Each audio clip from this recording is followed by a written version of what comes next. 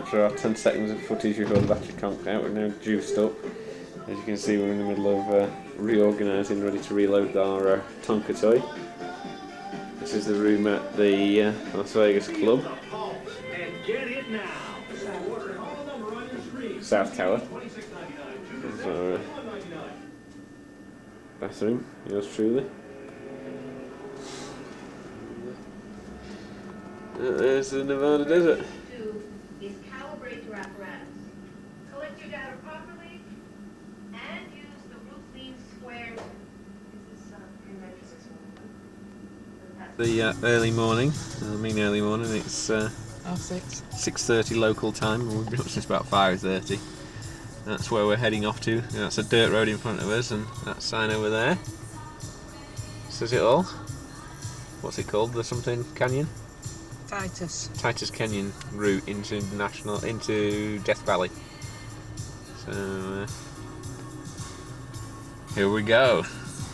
Where we're going, we don't need roads. It's one way, which is why you'll see a do not enter sign in this shot somewhere. That's where we've just come out of. It's got down to like 20 feet for the last bit, and you know, just got room to go through it in the car with the rocks and stuff. Some loos, and we're going around the long way, and eventually we'll come around onto the panorama of Death Valley. We've dropped from 5,009 feet at the top of that pass to 985 feet now, and we're still going to be dropping more because we're going to go to below sea level.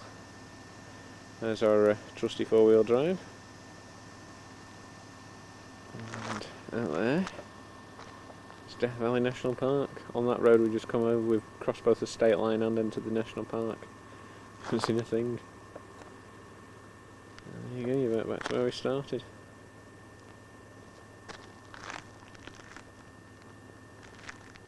Okay, that's the Ubehebe volcano crater.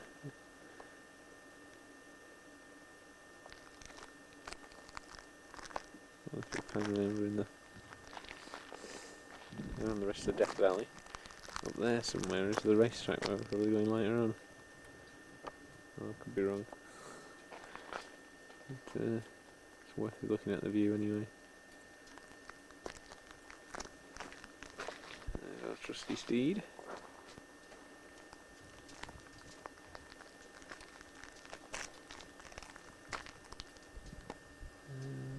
Back to the start again. There is a footpath going up there, up to the top of the volcano, where apparently, I'll zoom in and pick out some people up there. Maybe that. No, that's a tree. And there's some people. There we go. I've pan along from. There's some people walking up there a minute ago. There you go.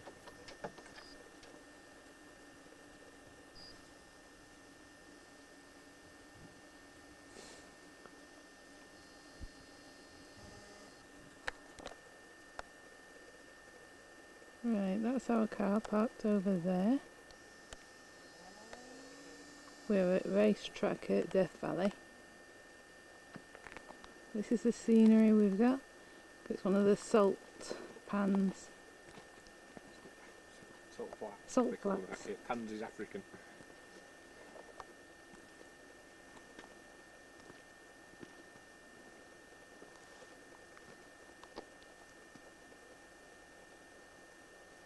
The reason we've walked all the way out here is because of these rocks, which apparently move of their own accord. They're not too sure why. They don't know if it's due to the wind or when it's icy or what causes it. That track looks a bit more promising. There's that smaller rock again. As you can see, that track seems to go quite a long way back. We've just walked a bit further out, and there's another one of them. And in the background you should be able to see the other two as well.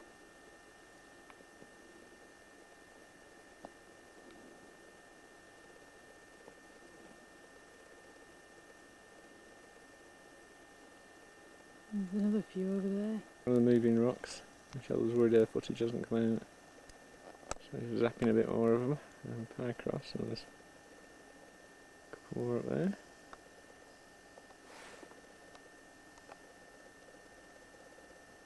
trail leading to one there.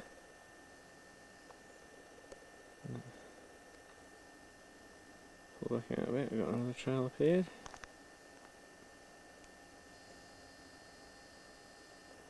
There's another one, scenery not bad either.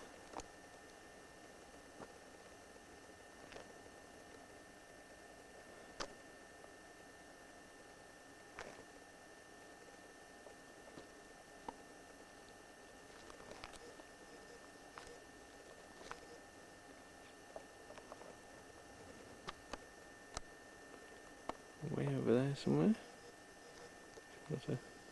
Maybe. We're very lucky. Pick out the cars. There you go. This is like rush hour here because there's like, you know, 3 groups of people and there's another car further back up at the next car park. But this is like 38 miles down a dirt road, so it's not exactly the most common place to find people. There you go, there's some other people walking to and from us.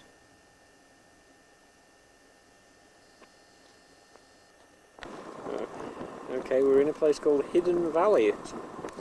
It's one of the dirt roads out the park again. We had a word with the ranger and he said, oh, we should be able to do it in this, it's no problem, and so far such wood it has been no problem. Hissing noise isn't our tyres going down, that's Michelle opening another bottle of pop because we're trying to keep our fluid intake up. We're up about 5,000 feet now. You can see the ground's changed a lot from where we were last time. There's a lot more undergrowth and obviously a lot more vegetation, a lot more water. The high mountains are still fairly the same. You can see the strata in them, or I hope you can.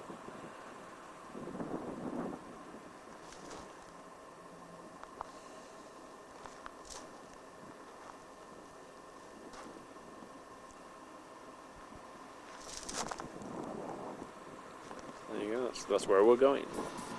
Okay, we're on our way up to out the Hidden Valley. That's the road we've just come up. There's quite a nice view across the mountains. Down there somewhere there's a jeep and we know he's gone the wrong way down to the old mine because we did it as well. There you go. That's the road we're coming up. Okay, we've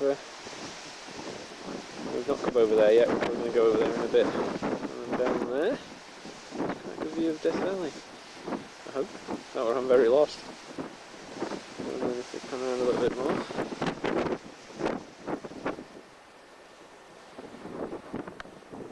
The road we just come over, which disappears over the rest of the night. We're just driving along Death Valley on Route 190 and we thought this was a nice vista, so we thought we'd snap some footage. I hope it comes out as well as it looks here.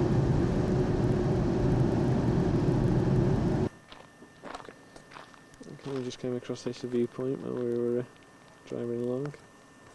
On the way back into Death Valley.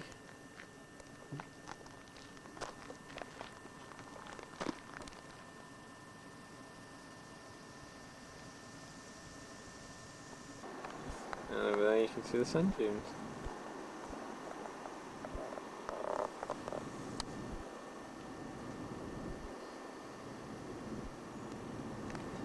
Unfortunately we can't go playing in them, so never mind. We're in Death Valley and it's Veterans Holiday this weekend. Furnace Creek we're at now. And we're now at Furnace Creek, as you can see. There's a few people camped here.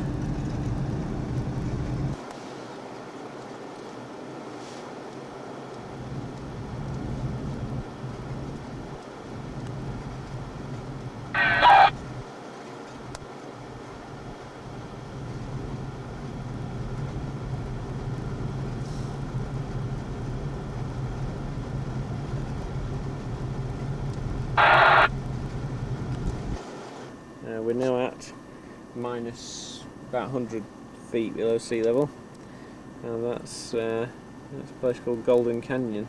It's so named because of the colour it goes about now.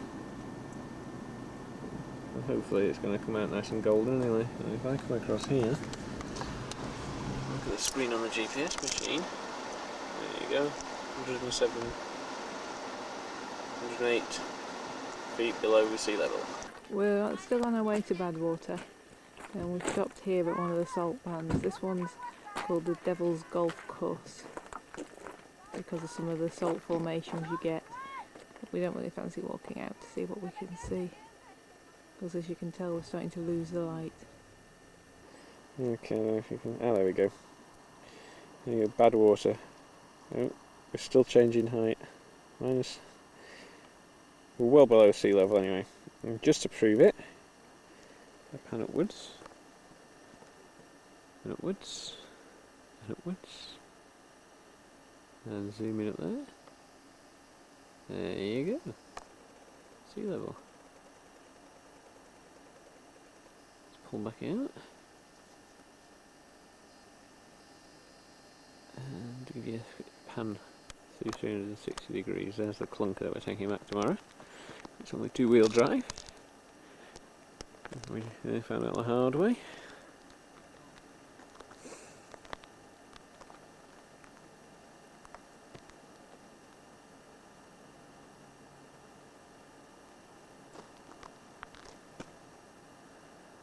There's the sun, which is rapidly getting ready to disappear. There we go.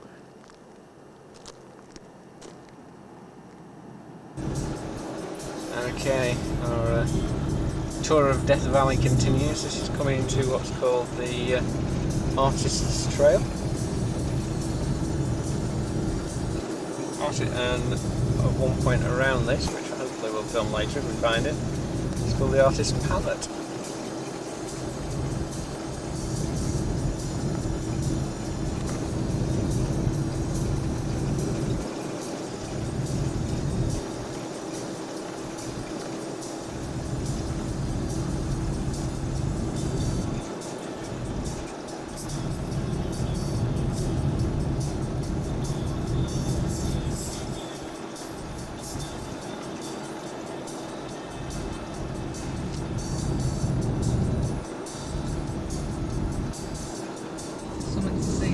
We all seem to take a walk up there, and that's a sign that tells you what it is though, so.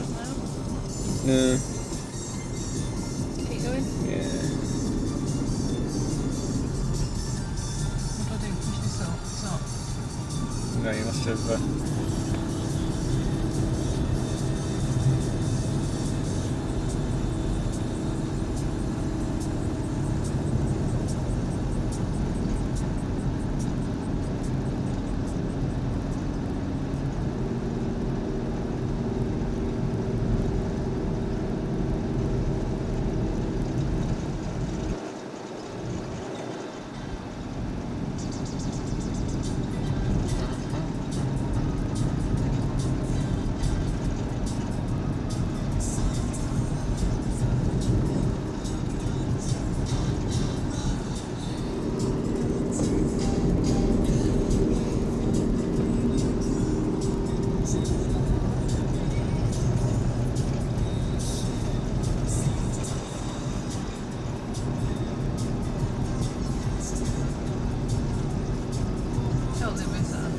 What? Hit it up and now it's decided it'll do 31 miles an hour.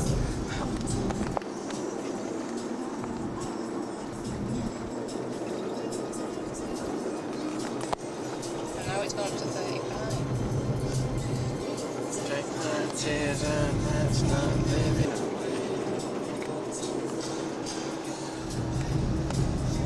I think I should slow me down for a dip. I don't know how big a dip it is. But the warner's about it, so it might be worth it.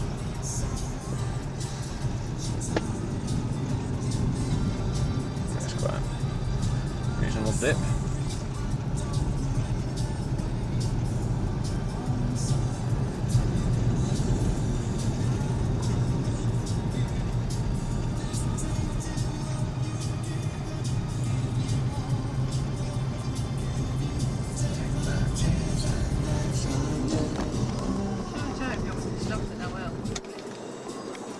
Too much fun.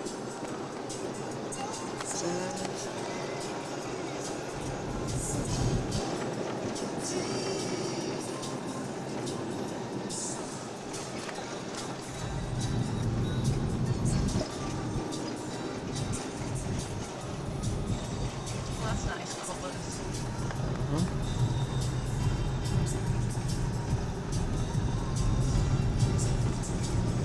I think they're collecting illegal samples.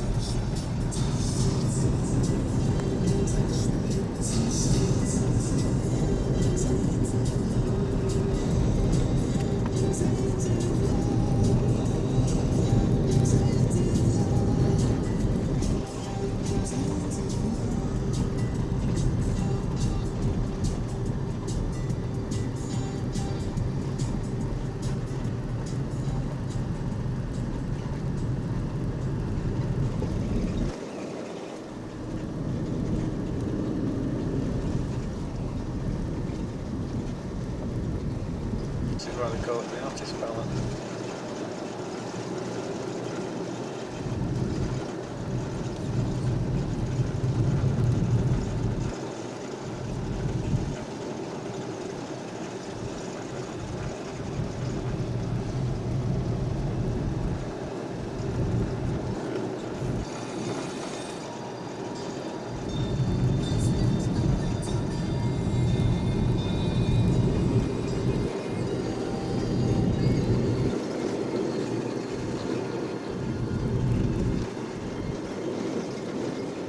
That's the bit they actually call artist palette over there.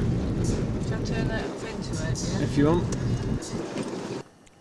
Okay, the only thing more in the artist palette for me at the moment is the fact that I can smell the long drop blues that are just out of shot to my left. So this is a bit they actually call artist palette. With different particulars.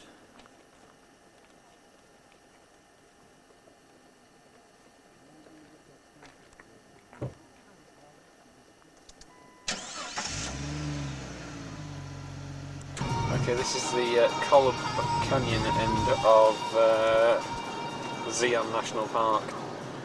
We're just on the way in now, but we thought that looked quite impressive, so we set up a bit of video of it.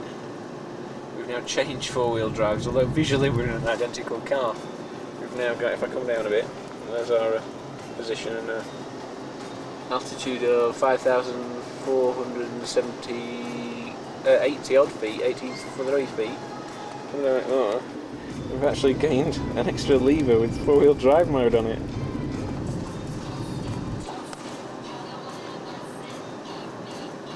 Just stop here for a picture. Yeah, it's up to you, yeah, if you want. Progressing up into the we're supposed to end up at a high viewpoint, so might even get more. This is the end of the scenic drive at the Kanab Canyon. I'm going to get some more views on the way back. What? She wasn't pretty? Yeah. Oh. I'm talking about Miss Plainview, November from Indiana. I told her. What?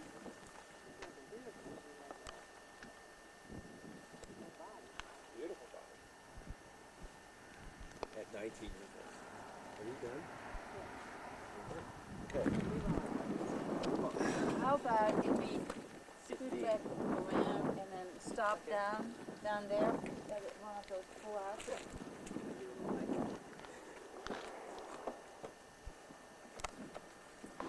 Finger rock that we saw before in the last shot, but I don't know whether this was in the last shot, so we're getting a little bit more just to get an idea of what's how spectacular up here is.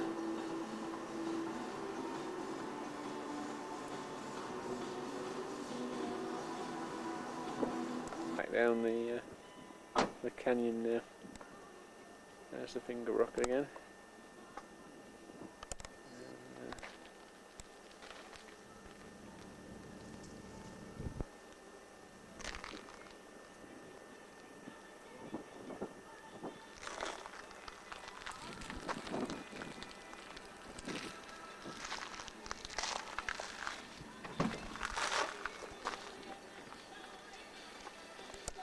Go at their park to get a good view.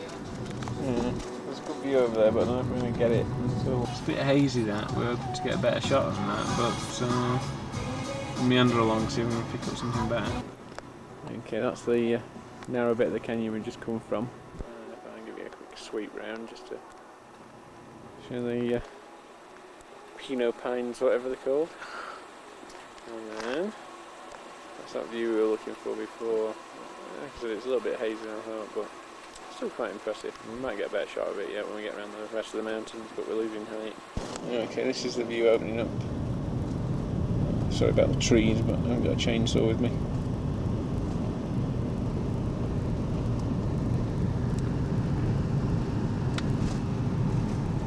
As far as we can see up there. We're just coming that way anyway. There you go, we've got snow up there on the Nera Mountains. We're climbing. If this will pick it up. We're at 8,900 feet and climbing. You can see the rate we're climbing at as well. There you go.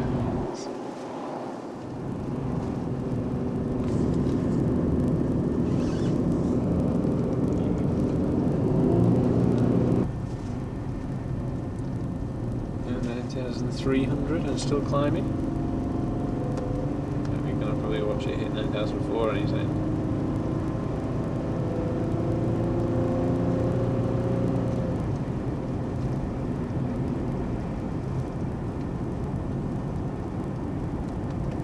We can go 9,400 feet and climb.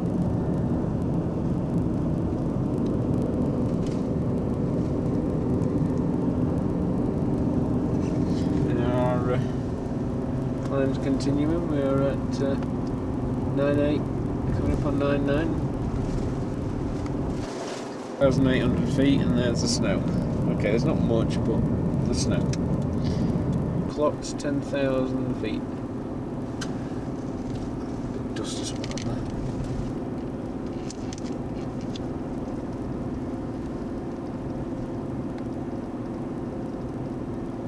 10.1. Okay, 10.2. It's got K feet, so it's 10,200, 10,300 feet. We are still gently climbing. Let's pan out and show you the terrain around us. Sort of altitude. I don't think I've got altitude sickness just yet. And there's relative little snow. It has to be out in the shade of the sun.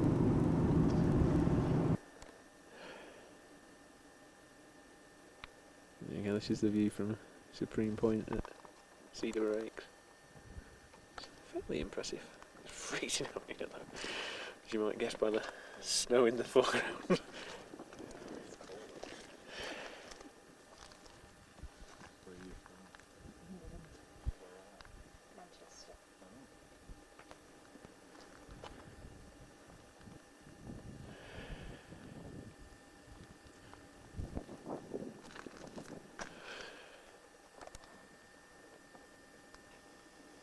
That's where we just come from, and there's like that chap's waiting for his shot.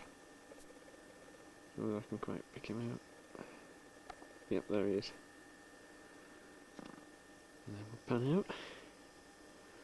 Trust me, it's not got any warmer out here.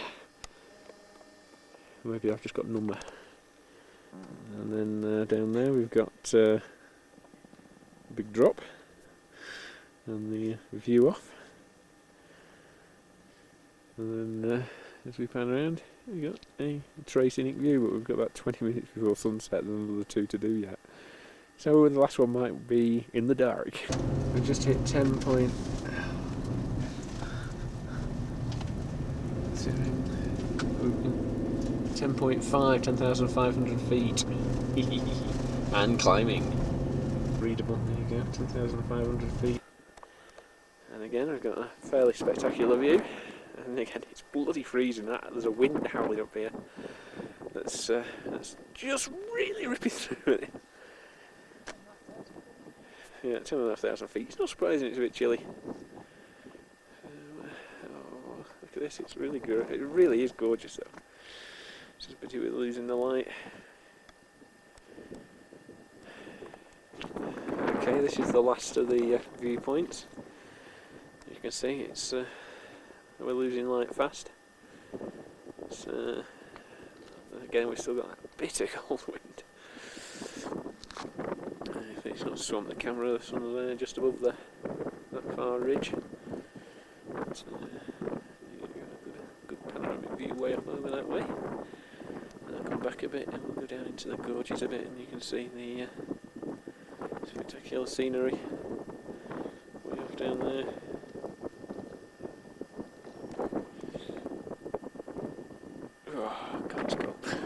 Okay, this is Red Canyon on the way up to Bryce. We usually, the last couple of times we've done it, we've come through it in the dark, so we've missed it. But now we're actually getting, well, we made a distinct move to stop before it so we could actually drive through it in daylight. Oh, okay, sorry. And this is Rainbow Point. Start of our videography. We're up at 9,000 odd feet again. It's not as cold as it was last time we were here, and there's considerably less snow, which is a blessing. Well, I've got a 4-wheel drive this time, so I'm not unduly worried.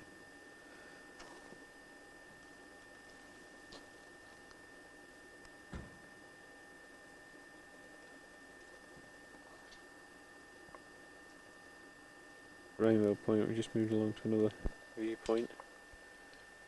I'll film from a different angle.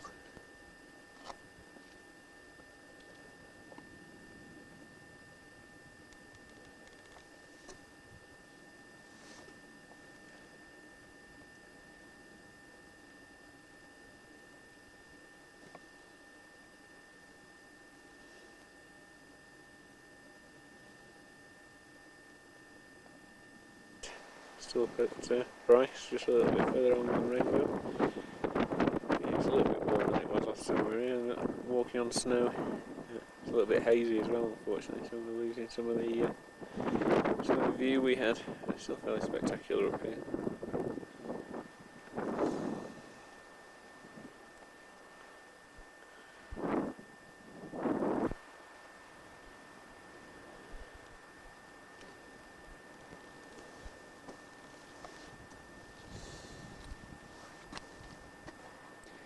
Black Birch Canyon view.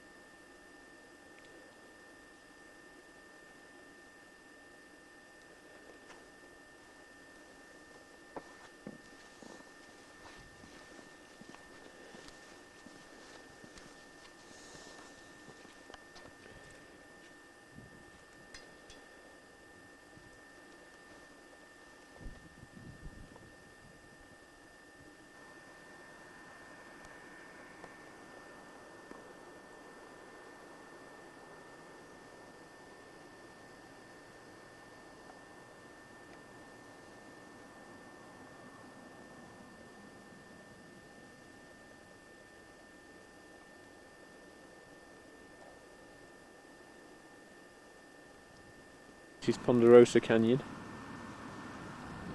And there's a little less trees, so there's a bit more open, so we thought we'd give you a pan of this.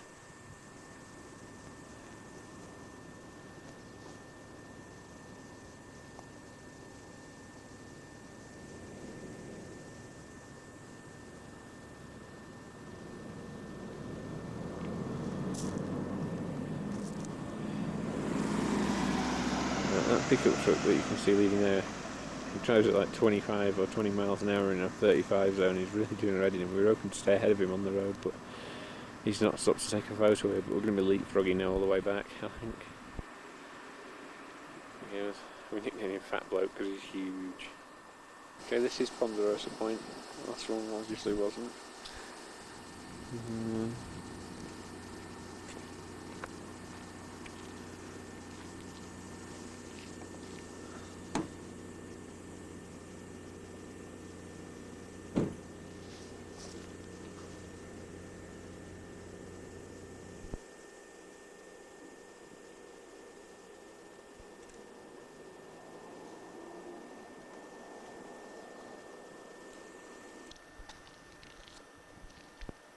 Okay, this is Agua Canyon.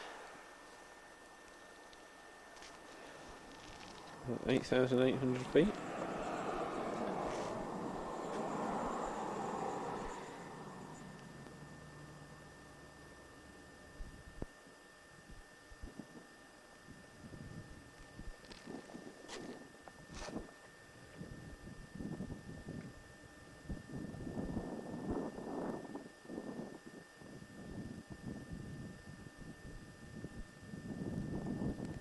Is a natural bridge, which apparently technically is inaccurate. It's technically an arch. The difference being a bridge is formed by fast flowing water, and this has been eroded away by slower, more subtle forms, ice erosion, things like that. So anyway, it's a natural bridge that's really an arch. 8,819 feet. And we're getting a bit of a breeze up here.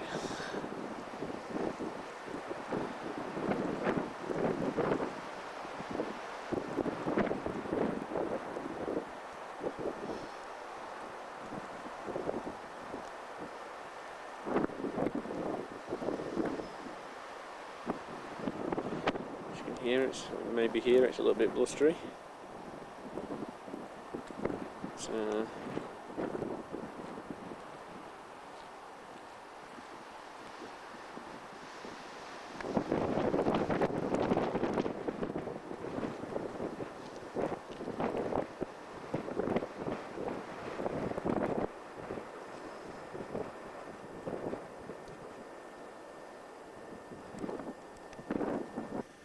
at Bryce Point, these are the grottos.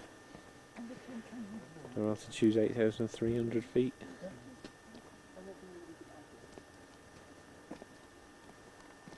Heavy looking things now. If I can pick them up with the camera, there should be some windows there, which are what they evolve into, they reckon. So that's what I'm zoomed in on. Yeah, I'm 90% certain that's one. But, we didn't spot them straight away because they can disappear into the background. Okay. This is the view from Bryce Point. Obviously it's a little bit warmer, and it's a lot warmer actually, it's quite pleasant now. And last time we were here, we've panned round. Down there, I can pick it out with the, oh, there we go. It's the town of Tropic. And back it up a bit and carry on panning around for you.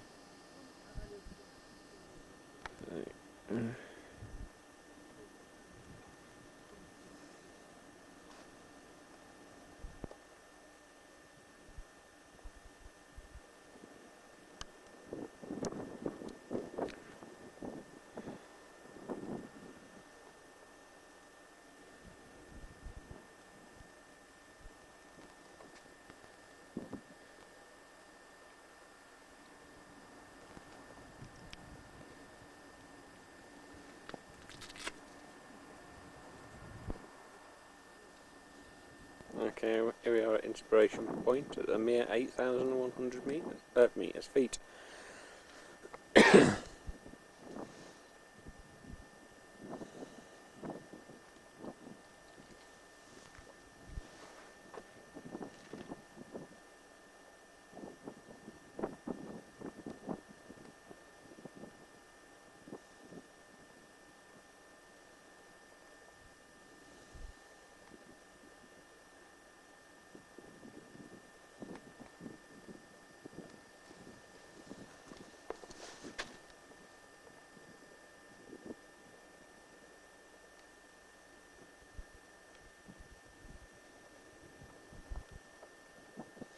This is Inspiration Point.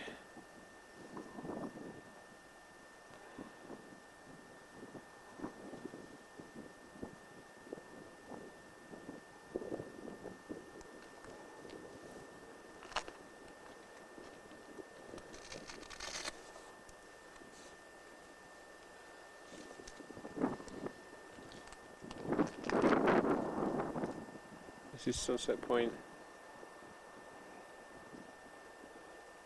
That's where we've just been filming over there.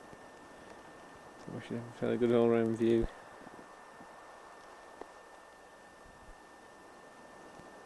I'll have a quick sneak peek down there, see if you can give you some idea of how deep these things are.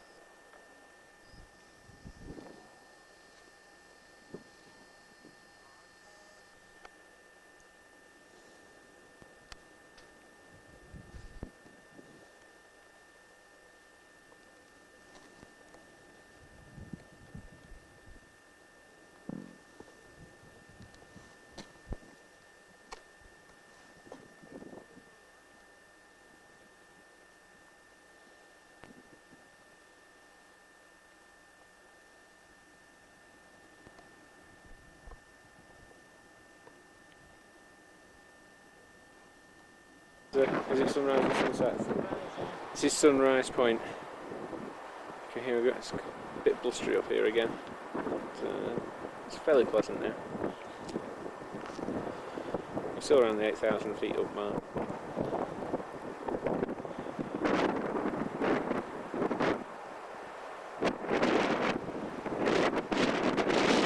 Coming in at a mere 7,800 feet. And we didn't get here last time because the road was covered in snow and they don't don't clear it. It's used as a cross-country ski route. So there you go, this is what we missed last time.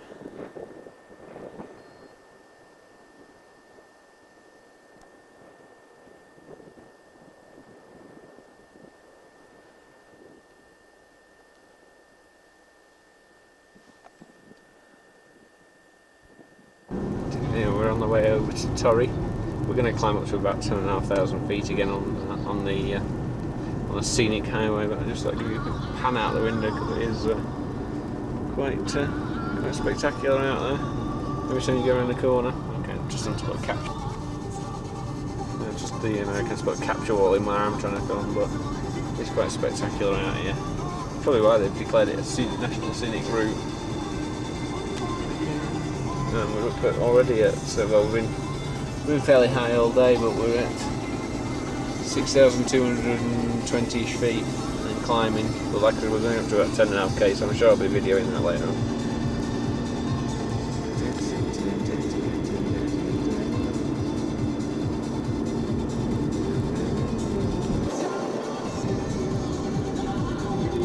Good times now.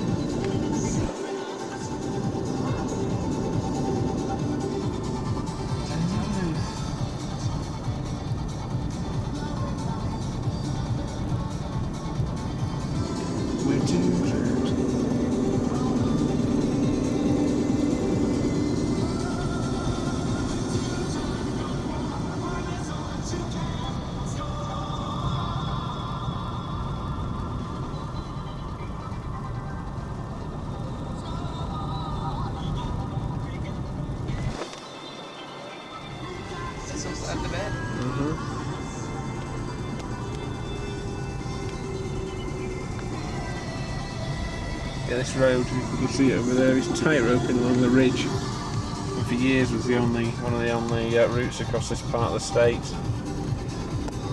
So, it's a faint hint if there is a drop down there. Just to,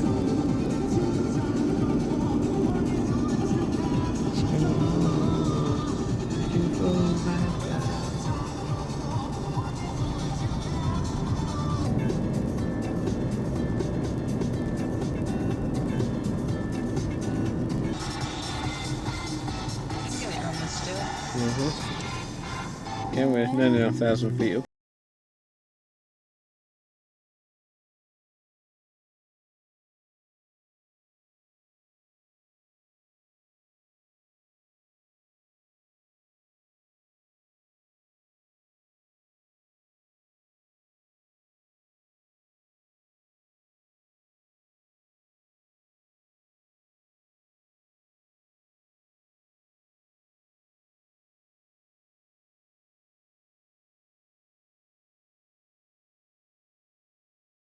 New ones.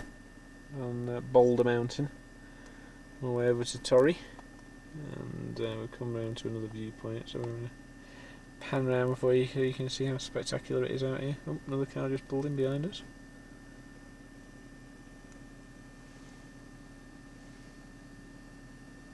And we're only at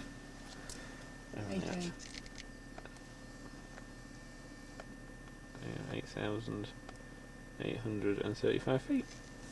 Okay, we've reached Torry, and we're just going to nip out before it goes dark and have a quick start to look at Capitol Reef, and we'll finish it off tomorrow or whatever we want to see. And we should get to see some of this in changing colour of sunset. But we thought this was too good a vista to stop and miss, so we just pulled off the road. In fact, I'll pan around and show you what I've abandoned the car. Okay, we've just walked up to Sunset Point and the sun's just setting over there. This is the edge of the humongous chasm it's on. You can just about see the bottom of it down there somewhere. There you go.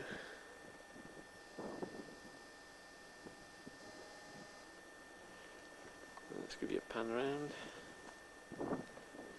There's a snow-capped peak way over there.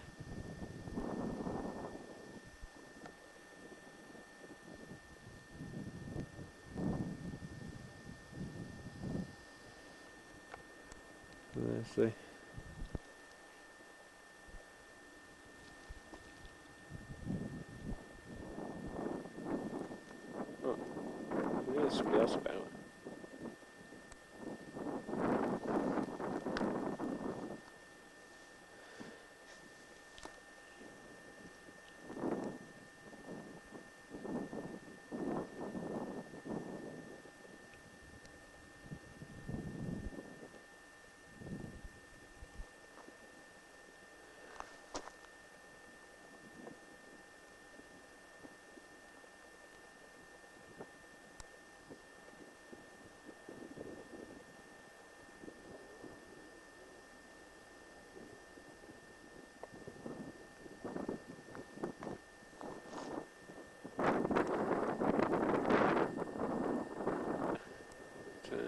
colours keep changing and the cameras won't pick them up and do them justice.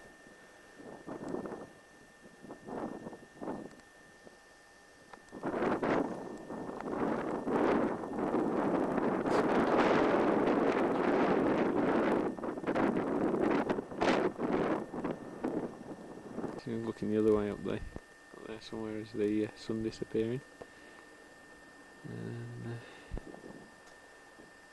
he's looking the other way from where I've just been filming.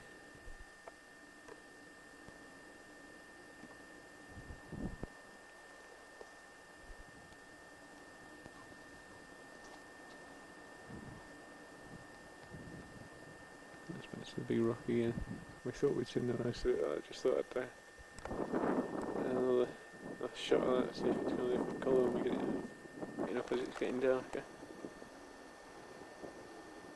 I'm walking back to the car now, but we lose too much light. I've got a flashlight in my pocket, it's not a big deal, but there we go.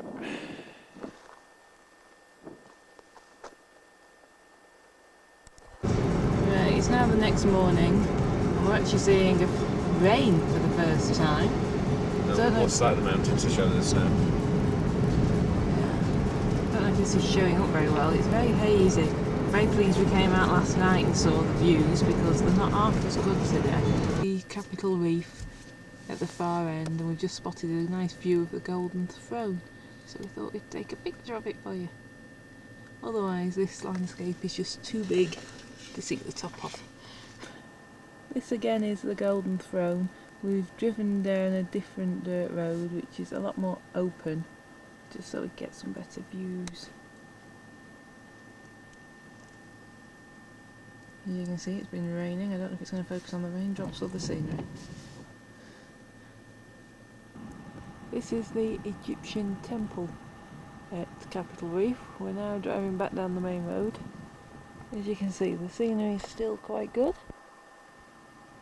Might only be a little park, but it's certainly worth the visit.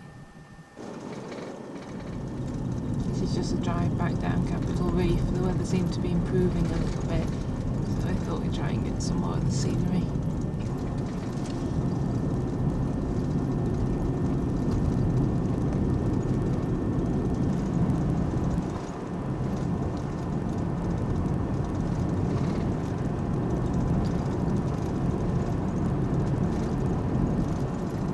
Road we're taking from Capitol Reef to Moab.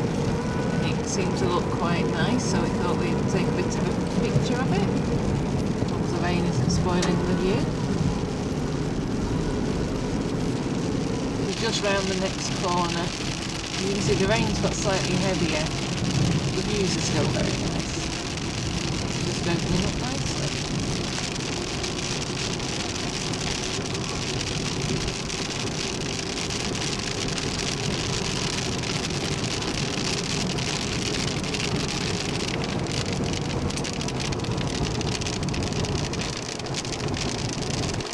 Drive on the road up to Moab. It's a bit cloudy and we have had a few showers of rain. It's thought this panorama was worth a look.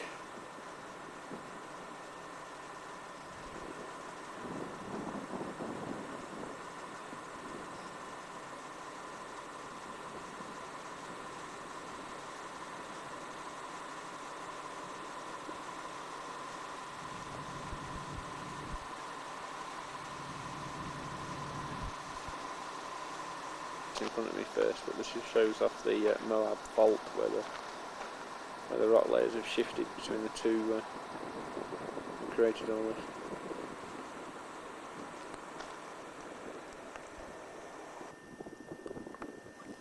this. This is Arches National Park. Mountain range over there is weird noise. It's killing the key in the car when it does that.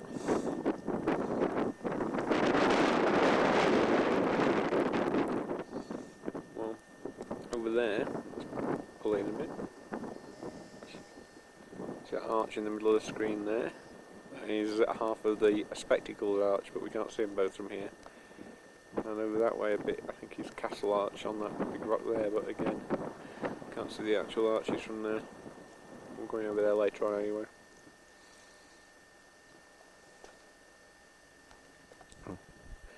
over there, it's a bit windy out here. That's Standing Stone, and that's like a 300 or 400 ton boulder or something. It's balanced on top of the pillar that's going to fall off one day. Let me come back round a bit. And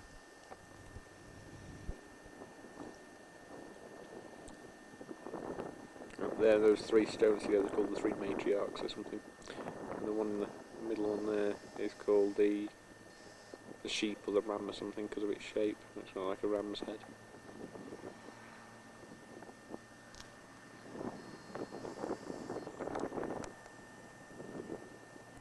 Three gossips. And over there, what's the sheepish one called? Oh, that's called Sheetrock. Yeah. Hopefully I can see it through the viewfinder. Hopefully you'll see what looks like a sheep's head at this end of it. These are the petrified dunes formed by ancient sand dunes.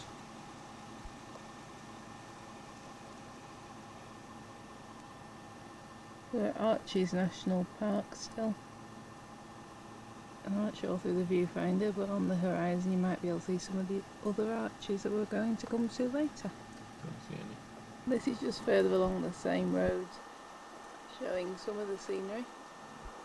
Out there is one of the windows, we think. I'm sure there's lots of other arches hidden in here we'll come across later, but aren't exactly visible at the moment.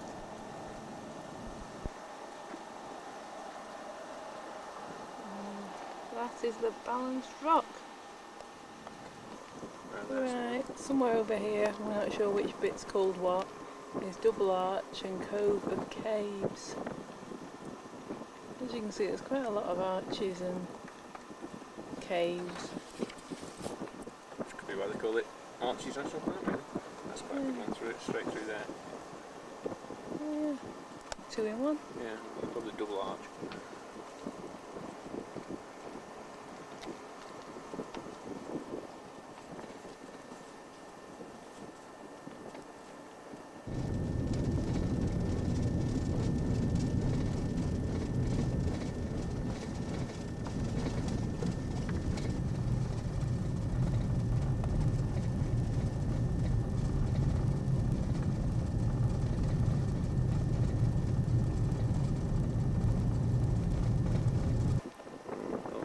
Pothole arch, so I know because it actually goes down vertically rather than being stood upright.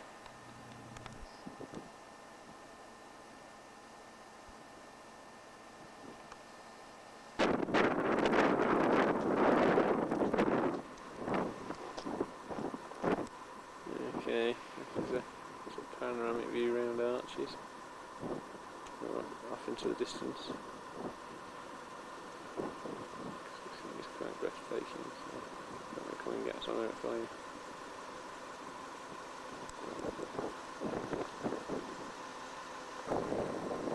Okay, that's which I left off on. Carry on round.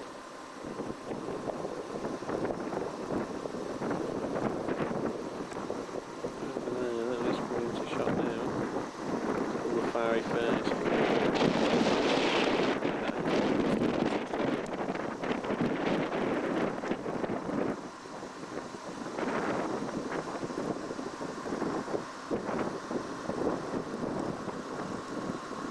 Sand dune arch.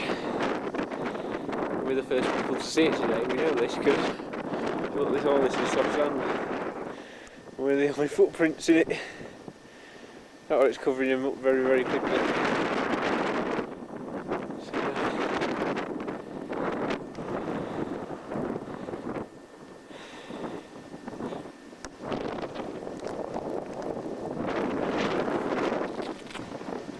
Okay. Over there is a broken arch. That was the other one we didn't bother walking to, but it's really wild out there, especially when you get around those rocks. Yeah, those large rock buttes or butts or whatever they're called over there are Monitor and Mermiac or Merniac or something. Merrimack, that's that one. We're on our way up to Dead Horse Point in Canyonlands, Canyonlands for that matter. So we shook off the weather of yesterday, it's warming up nicely.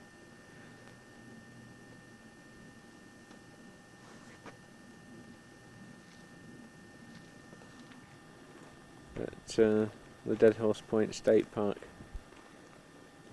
which is just across from Canyonlands National Park. That's Canyonlands Island is in the sky over there. And you can see it's fairly good out here.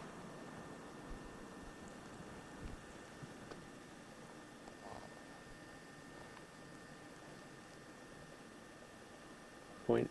I haven't found out what it's called this year actually. I'm sure there must be a notice board telling us somewhere. Again, we've got islands in the sky over there somewhere.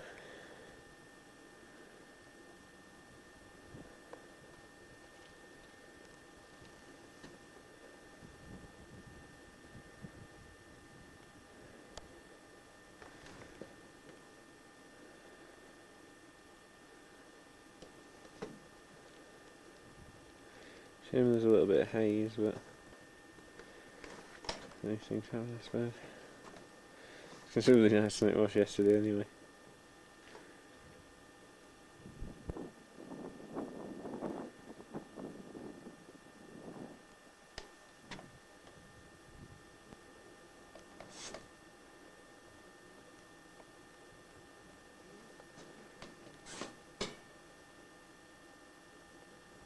Can't see Tom Cruise climbing on any of these rock faces at the moment, but if I spot him I'll let you know.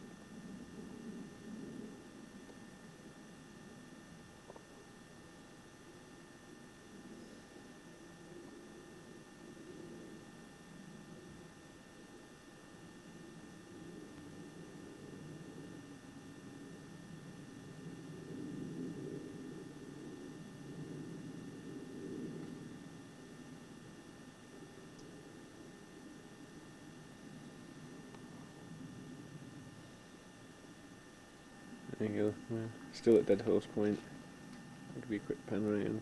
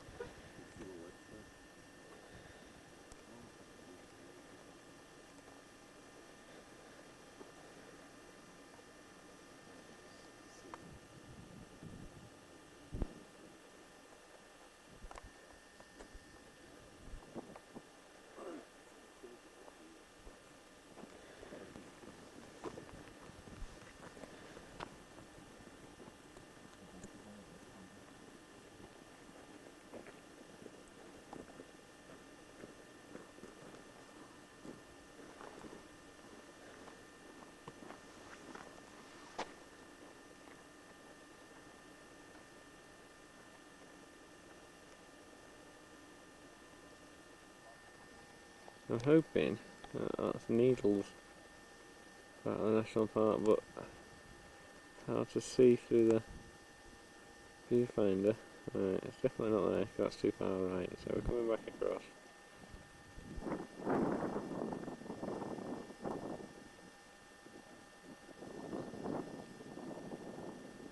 Ah, there we go. Just won't pick them out to the viewfinder.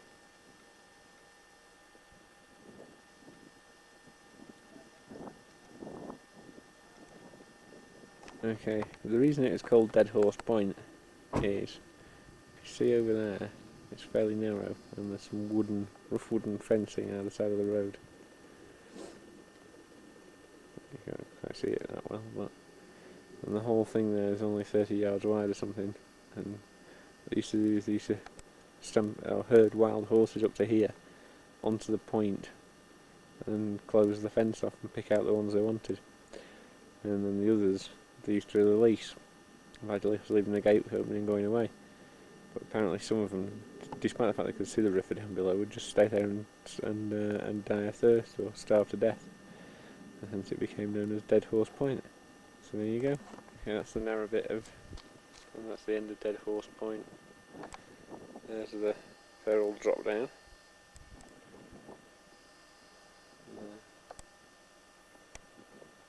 There you go, that's one of the views. I think I've already shot it from a different angle, but I'll give you another pan anyway, because it's not like it's that bad, is it?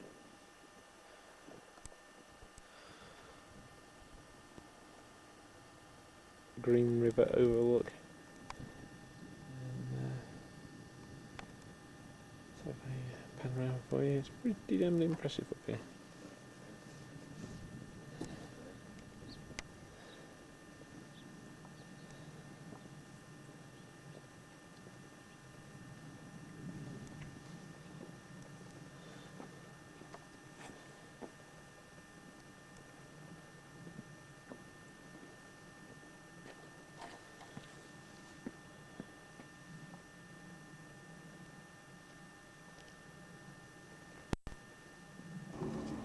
We're still at Lure Canyonlands.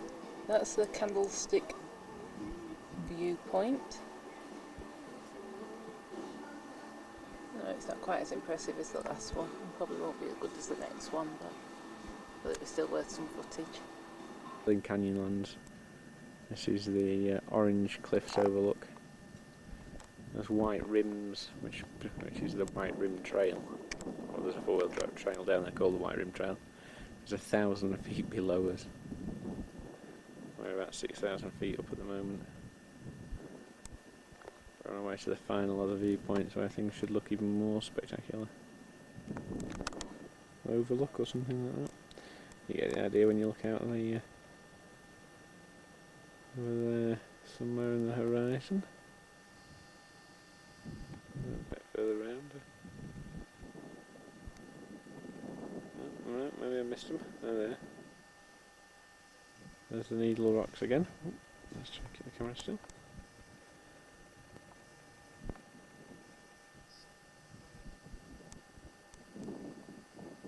Do we know how far the Needle Rocks are away? 12 miles. Oh, they're only 12 miles away. So the national park that we're in.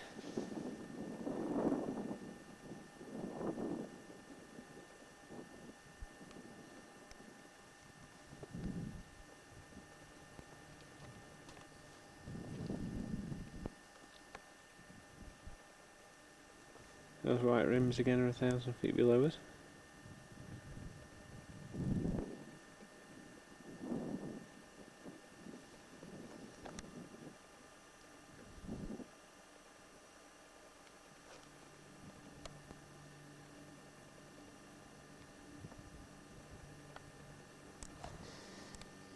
Okay, let's give you a look.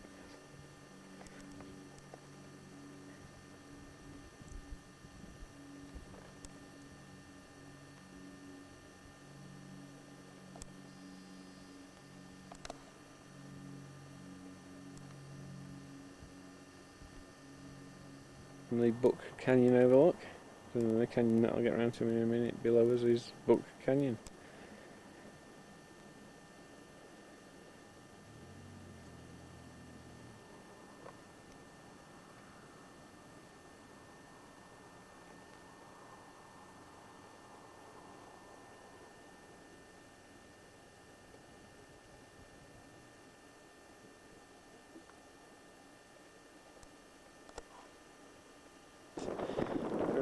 is the Schaefer Trail, which is what the warden told us we were able to do fairly easily. It comes under here, it picks its way down through all these switchbacks here, up into the bed of the canyon and away down there. And you can see it just disappearing off over there. There you go. Okay, we're at the Goose River Overlook, or Gooseneck Overlook or something. And Michelle's trying to see how far down it is. So it's considerably a long way, certainly further than I intend on going. Right, now we've come from, I'm not even sure where we've come from up there somewhere, on that ridge line. We've picked our way all the way down and all the way across here. And then we're going to go around and find this arch. There we go. I better give you the full 360 pan, not just the riverbed. So show you how we are in the middle of nowhere. An arch. Now I've got to confess, I didn't really want to go out there, but what? There you go. That's a huge drop underneath it. You what? No, you're alright. I got you walking back.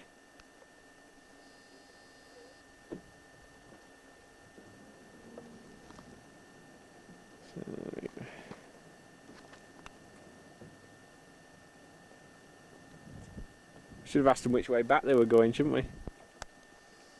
So a car lurking over there and the other blazers just leaving that we've just been talking to. There it is.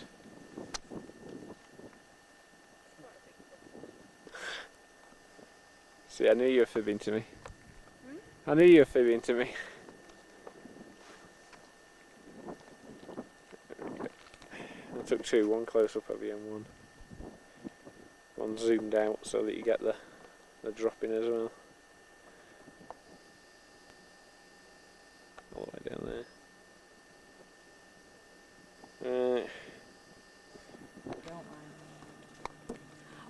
I heard that one.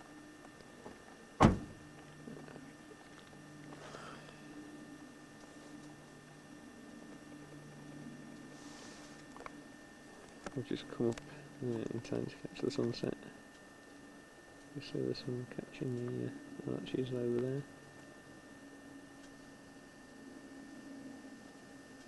It's a lot nicer than it was last time we were up here.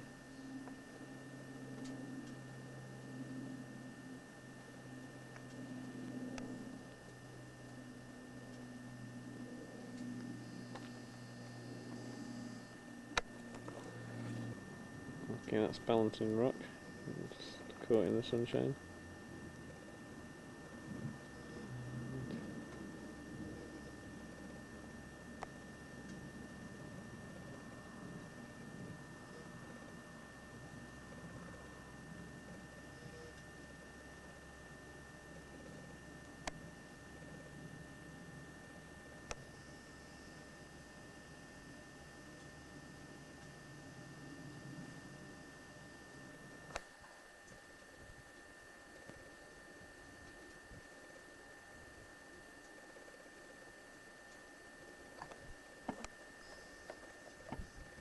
So if this is a bit of a slant, I haven't quite worked out how to get the new tripod up right.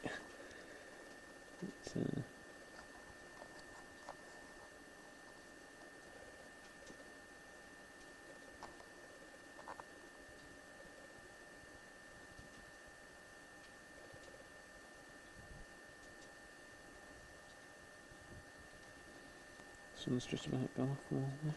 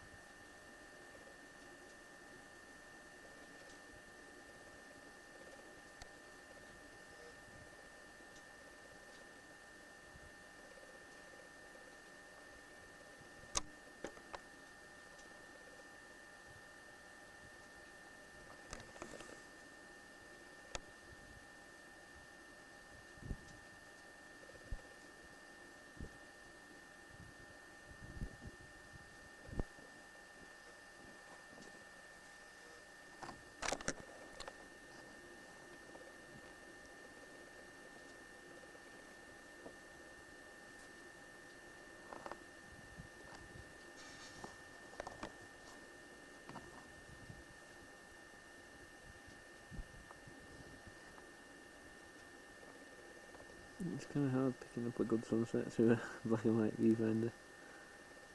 But, the top of the mountains is just going down.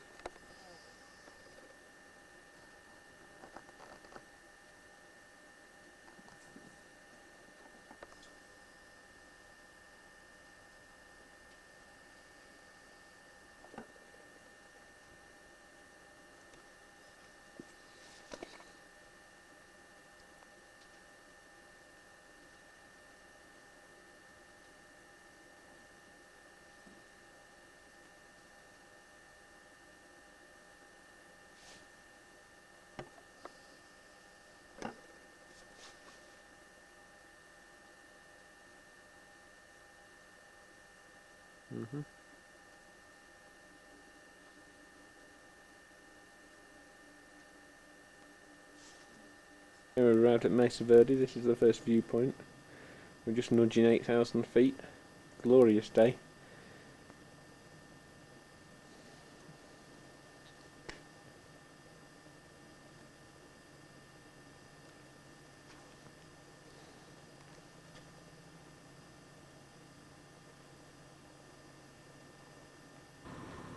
So, and there's the town of Cortez that we've just come through. What was it, 8,000? 600 feet. 8,600 feet.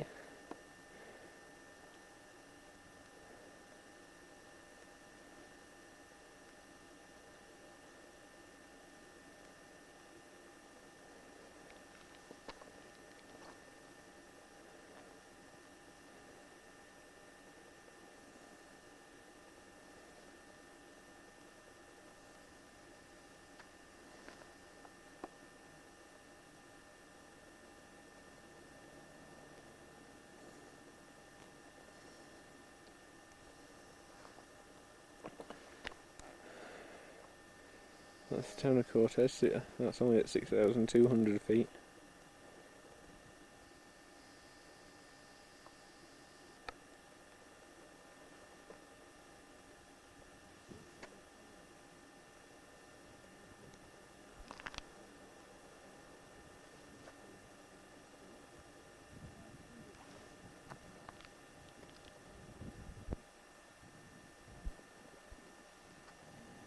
These ruins are up at Mesa Verde. They date back to 1000 AD. Show communities used to live here, sharing in between them. We're going to go, hopefully, if we make it to the museum on time, which shouldn't be a problem because there's that little open up here. We're going to have a look around another one built into a wall. Village, one of the ancient Puebloan settlements, or Anastasia, or whoever they are. This is one of the kivas, little round room in the middle of everything. Well, they haven't actually told us in the book what it's used for. I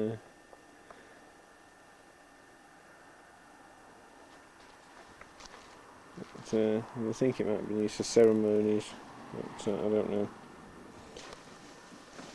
Now this courtyard is made up of basically two covered kivas, or the room underneath, the room under the ground. This is a kiva. This roof was rebuilt by Dr. Fuchs in about 1918. Yes, sir, you got a question? The original plaster.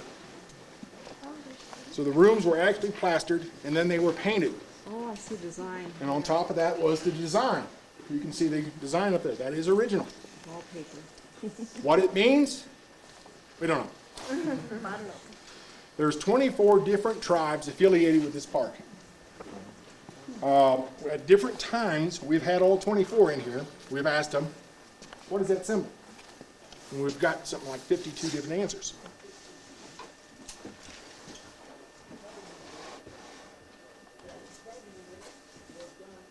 This is down in one of the kivas.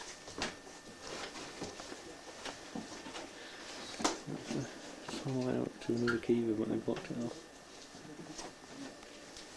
Each 80 feet into the We cliff. have no direct evidence of any injuries over the tracks.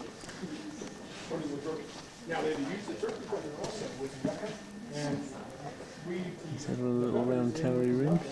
is to create a more dense material. There's another kiva. Probably with a fire pit in it. Pristine to be planted. Is this all filled in any way? They were rationing water. That was just a day-to-day operation. So, you've been a long siege. Yeah. And it's been harder to feed your people than them. They got the food stocks right here. You have to bring your own. That's where we've just come from, the cliff dwellings.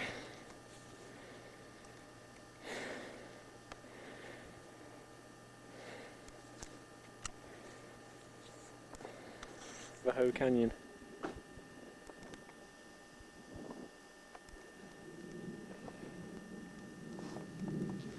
Just me to stand with the tree in the way.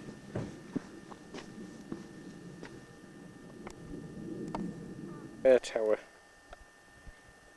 dwellings, so named because of the square tower, and you can see it must have been a bit of a bugger to get in and out of that place. You're at the top of a sheer cliff looking down on it. Presumably they mustn't have come up here much. But if I pan around a bit, there's some of the sheer cliff below it as well. So it must have been a fair old work for them to get up and down to their dwellings.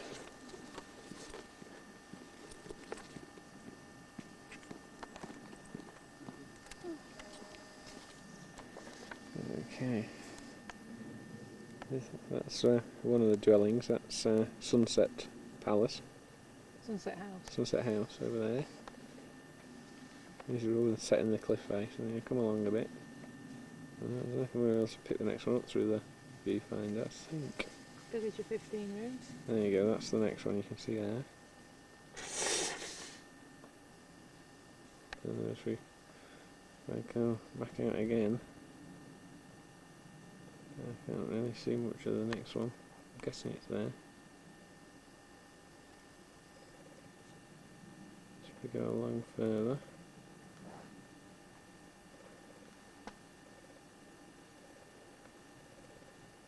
Start to come across the spectacular one, which is, what's that one? Cliff Palace. Cliff Palace, there you go.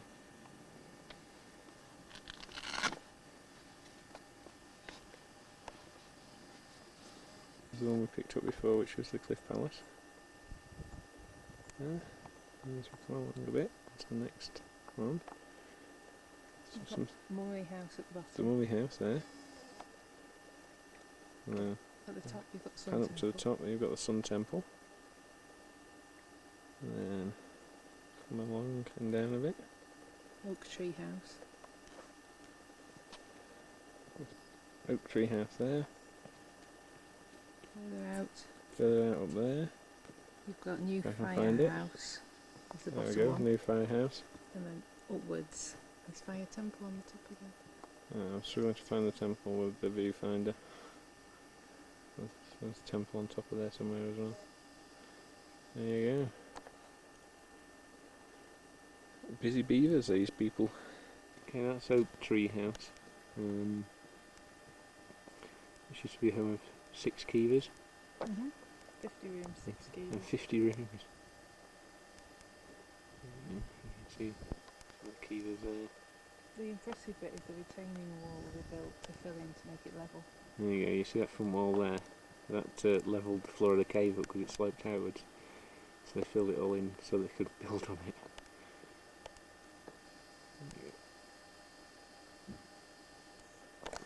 It's believed to be a solar marker, like a sundial, if you will, cast the shadow. So it's now about 3 o'clock, 10 past 3. So that's 10 past 3 in local fuzzy wuzzy markings. If you can work it out, feel free. Up from across the valley. So they reckon it was built as a huge. There was no sign of any roofs or inhabitation, so they reckon it was built as a huge like party central meeting place. Cool. Cliff Palace. Cliff Palace. Yeah, you can see it's fairly huge.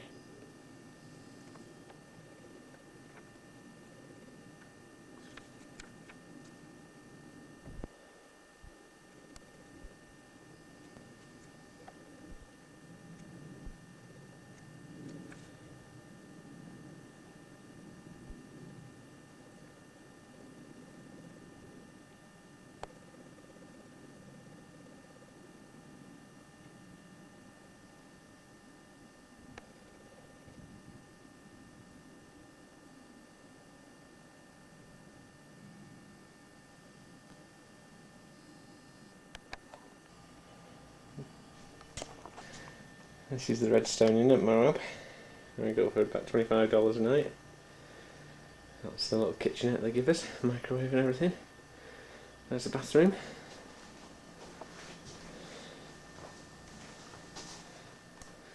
Shower. TV with loads of channels. There's my honey. Little maps on the wall, pretty picture. I'll show you the pretty picture in the bathroom in a minute. Bed which is a mess because we just got out of it. Well, not just because we... That's the bathroom, picture in the bathroom, which if you can see it properly is quite a cool picture.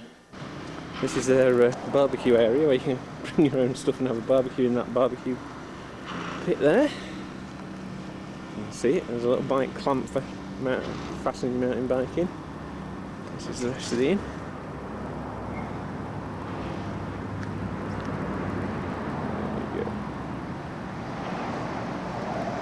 There's the scenery surrounding us. The cave was just pitch black. That's the way it naturally looks.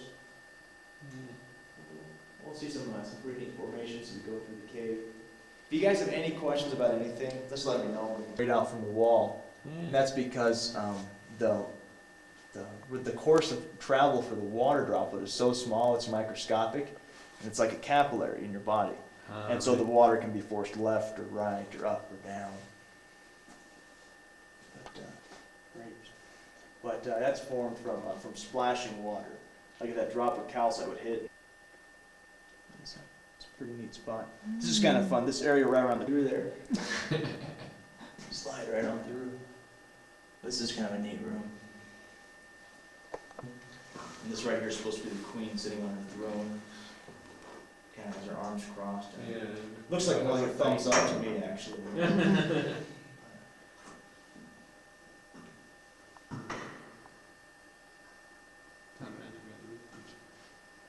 Light here, but you can see all these tons of stalactites and stalagmites. I can't see half these in light here. Really fine, but never mind.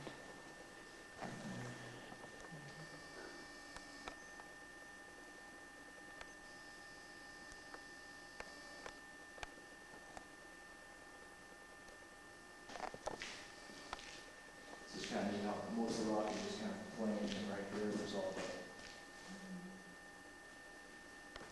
deposits.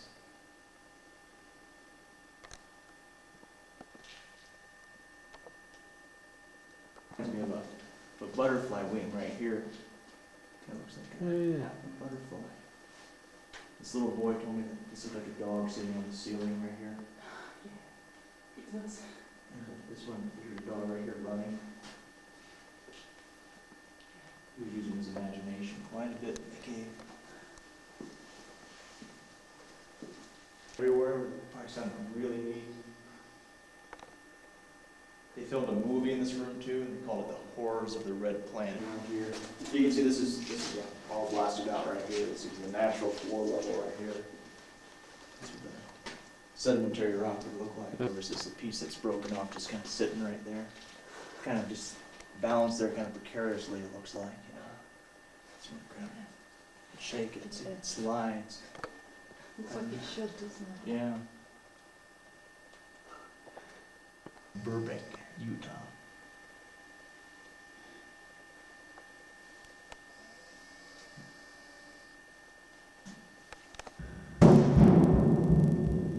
That's so wild.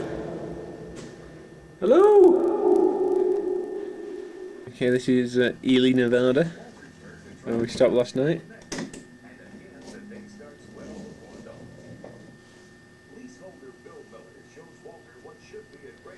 This is our room, which is one of the celebrity rooms, dedicated to Hoot Gibson, who's on the wall over there, if you're in one of these movies. He's some Western actor or other.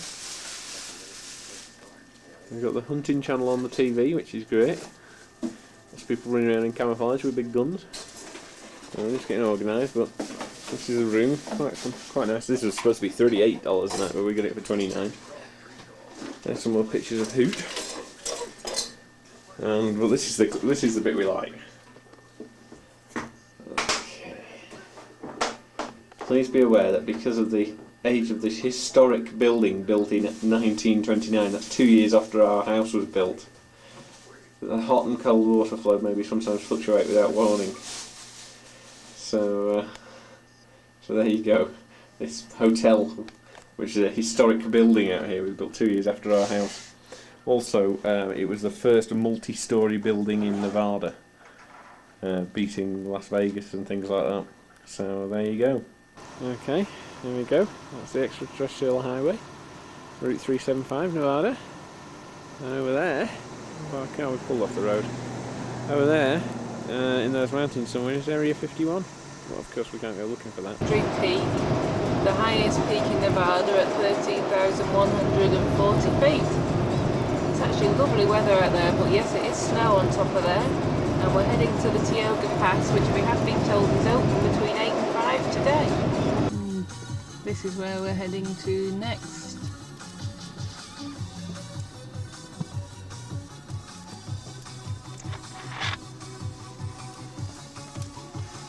We're at 8,190 feet at the moment. We've just come over something of the pass. Yeah, we're still on our way to Yosemite. This is Mono Lake. You just thought the scenery had changed again. So we take another picture of it for you.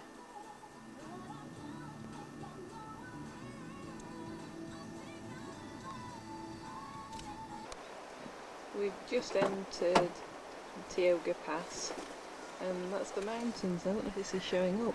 You can actually see the snow being blown off the top of the mountains. It's very nice anyway. That comes out. Pass it is open till 5.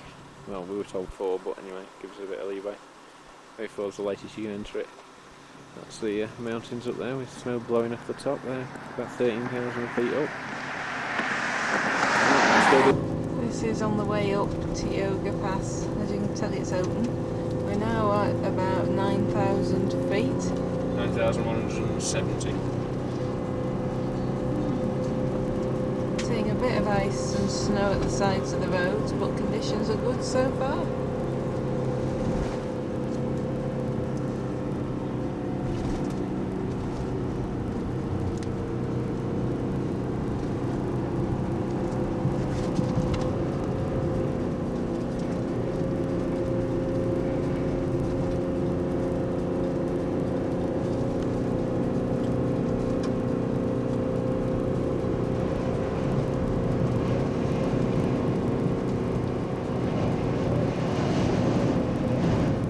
Quite a gale up here. 9,500 feet. 9,500 feet. Yeah, that's still climbing.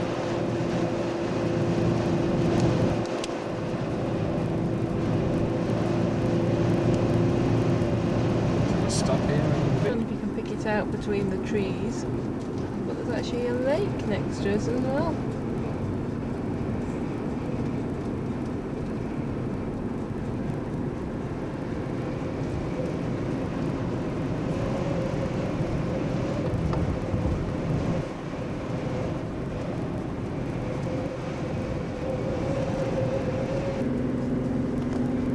Just up.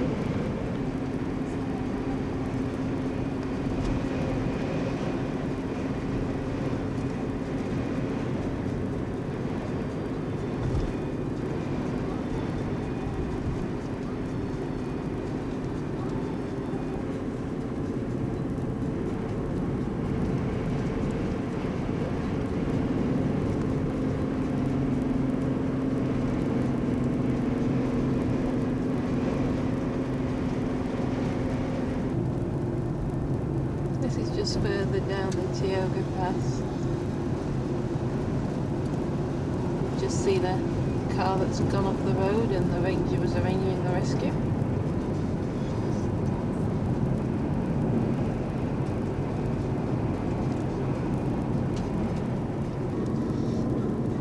Don't know if this is picking up this nice drop into the valley. These trees are very scenic. Those rocks don't particularly help. You lost it now, Mary.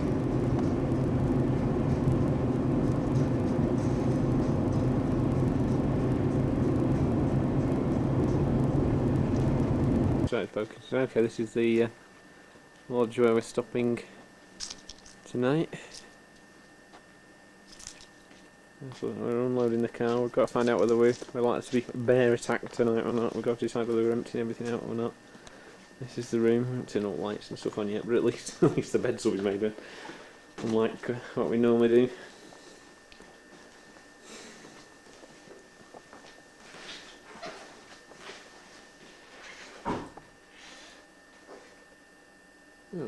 In Yosemite National Park, and this is just one of the views of the valley.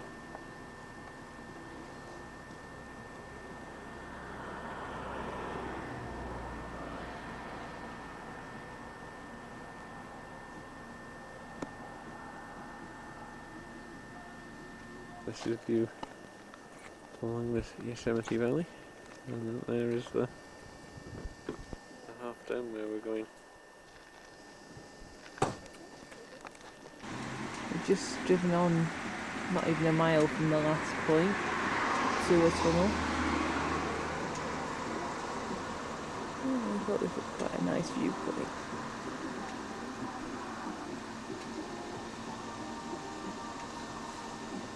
Bridal Veil Falls Right here. in the Yosemite Valley. See, fair old drop. Yeah, so all the scenery around here is fairly stupidly impressive.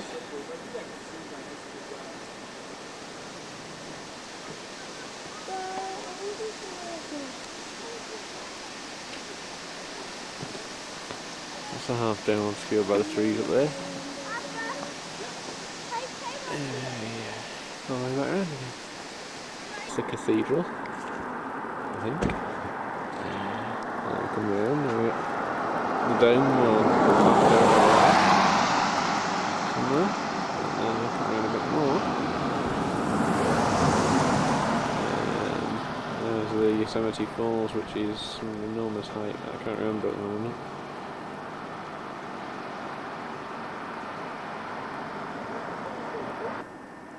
This is Half Dome at Yosemite.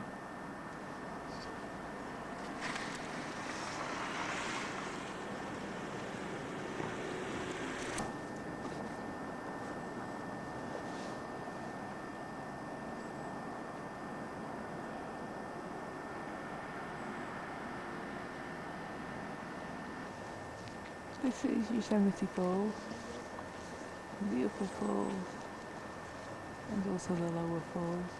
The total drop is 2,500 feet. We're on the way to San Francisco, and I bet all the view has disappeared now. There you go. But everywhere you look, there are just wind turbines and a wind farm. So every hill out here has got wind turbines on it. And they're building more, these aren't finished.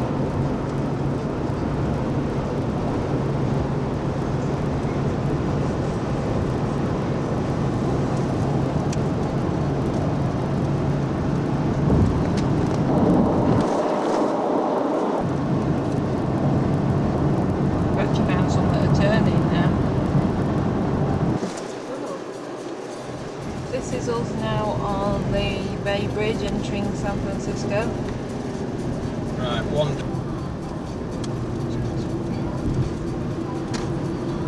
I think that over there is the Golden Gate Bridge.